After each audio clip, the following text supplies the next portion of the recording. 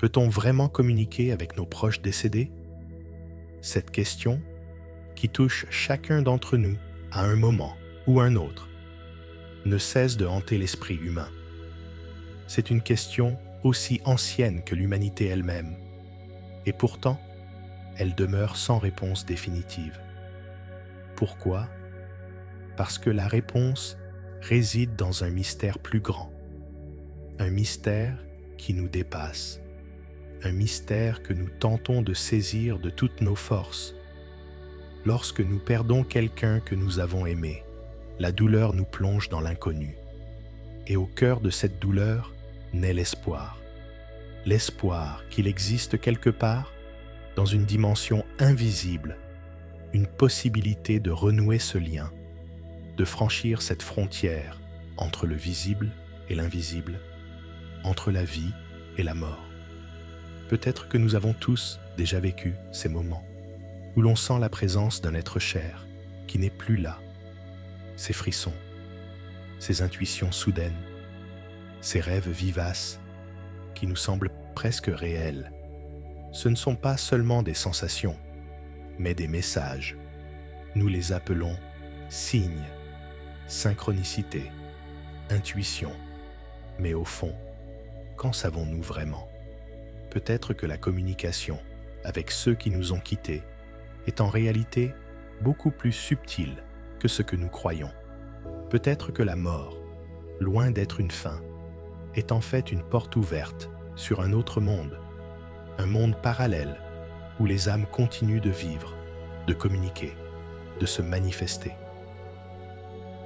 Les anciennes croyances et les traditions spirituelles nous racontent toutes que la mort n'est pas une fin, mais une transition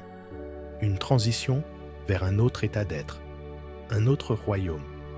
Les Égyptiens, par exemple, croyaient que l'âme poursuivait son voyage dans l'au-delà, guidée par les dieux et les déesses, passant par un jugement qui déterminait sa destinée. Les Grecs parlaient des Champs-Élysées, un lieu où les âmes des justes pouvaient reposer en paix, tandis que les Indiens, dans leur tradition profonde, croient que l'âme se réincarne, voyageant sans fin dans un cycle de vie et de mort. À travers toutes ces traditions, une idée centrale émerge. La séparation n'est pas absolue. Il existe des ponts invisibles, des fils d'or qui nous relient encore à ceux qui ont franchi le seuil de la mort. Mais dans le monde moderne, où la science et la raison semblent dominer, que dire de ces expériences que beaucoup décrivent comme des rencontres avec l'invisible?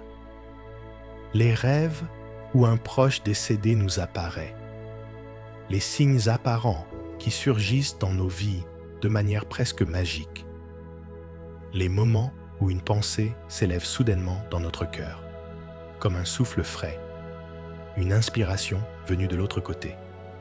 La science ne peut pas tout expliquer.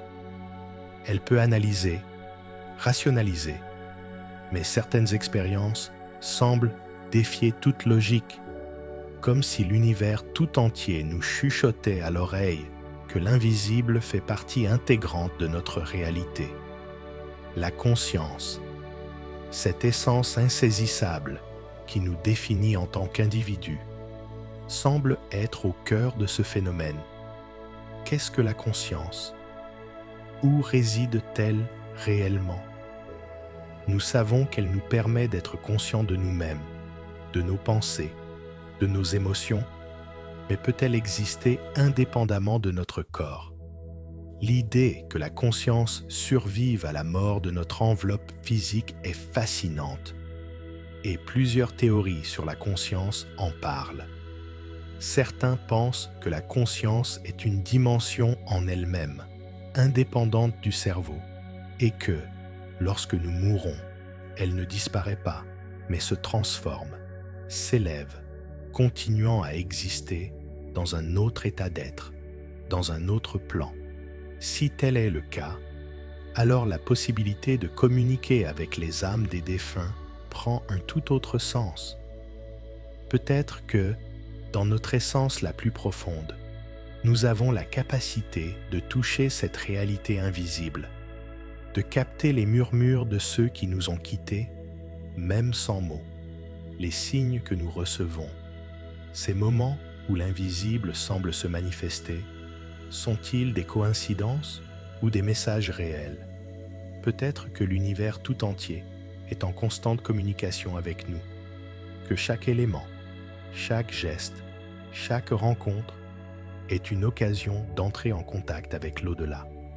Nous parlons souvent des synchronicités, ces phénomènes où des événements apparemment aléatoires s'assemblent de manière significative. Et si ces synchronicités étaient en réalité des ponts subtils entre nos vies et celles de ceux qui ne sont plus là? Des gestes simples, comme entendre une chanson qui évoque un souvenir précis au moment où vous en avez le plus besoin, ou voir une plume se poser délicatement devant vous, sans raison apparente, peuvent être des indices que l'âme de votre proche cherche à entrer en contact avec vous. L'invisible s'inscrit dans le quotidien, comme une danse silencieuse entre les deux mondes. Et il nous appartient de tendre l'oreille, d'être attentif à ce qui dépasse la simple logique. Certains parlent aussi des rêves comme d'un lieu privilégié de rencontre avec l'invisible. Lorsque nous fermons les yeux, la barrière entre le monde physique et le monde spirituel semble s'amincir. Nos rêves deviennent alors des portes ouvertes, où les âmes des défunts viennent nous rendre visite, nous offrant des messages, des conseils, parfois même des réconforts silencieux. Ces rêves sont-ils réels? Ou ne sont-ils que le fruit de notre subconscient, une tentative de notre esprit de traiter notre douleur? Mais qu'est-ce que le réel, finalement? Ne sommes-nous pas constamment en train de naviguer entre le monde tangible et le monde subtil, entre ce que nous voyons et ce que nous ressentons?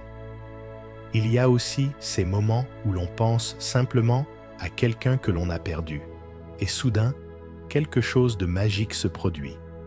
Un signe, une odeur familière, une image, un éclair dans l'esprit qui semble être la preuve que, d'une manière ou d'une autre, cette personne est toujours là.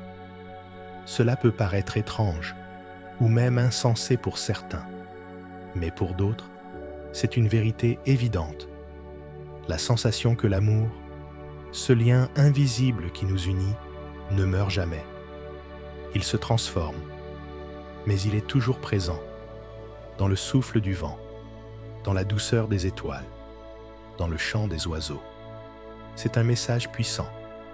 L'amour transcende tout, même la mort.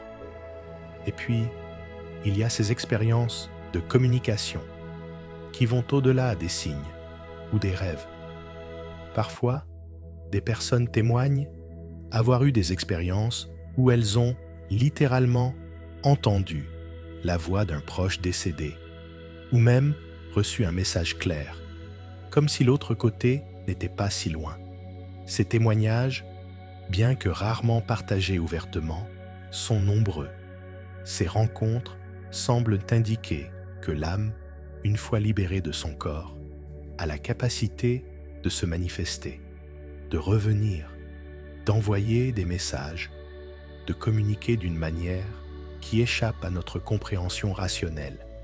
La question, alors, n'est pas tant de savoir si ces expériences sont réelles ou imaginaires, mais de se demander si nous sommes prêts à accepter que la réalité n'est pas ce que nous voyons à l'œil nu. Peut-être que la mort n'est qu'une étape dans un voyage sans fin, un passage, une transformation. Et si, au fond, les défunts ne sont pas vraiment morts, mais seulement invisibles à nos yeux?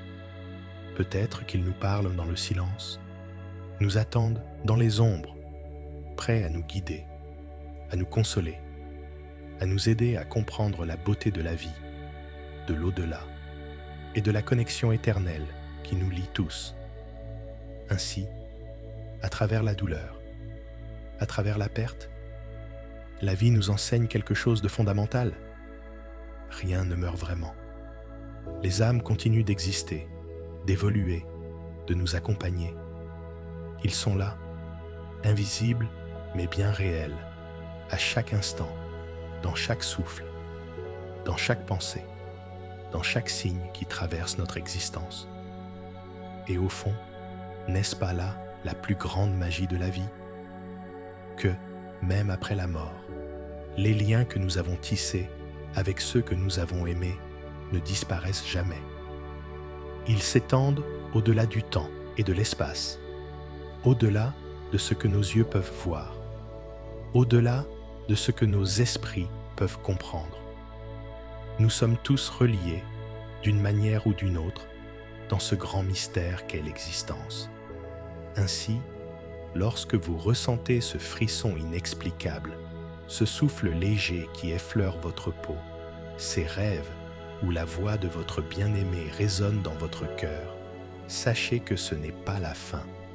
Ce n'est que le début d'une autre forme de communication. Une communication qui va au-delà des mots, qui parle directement à l'âme. Parce qu'au fond, il n'y a pas de séparation, seulement une profonde union, une continuité de l'amour et de la lumière. La mort n'est pas la fin, c'est une passerelle, une ouverture vers une autre forme de vie. Ceux qui nous ont quittés ne sont pas perdus dans l'obscurité, mais vivent dans l'éternité de notre cœur. Et chaque signe, chaque rêve, chaque moment d'intuition est un rappel doux mais puissant que nous ne sommes jamais seuls.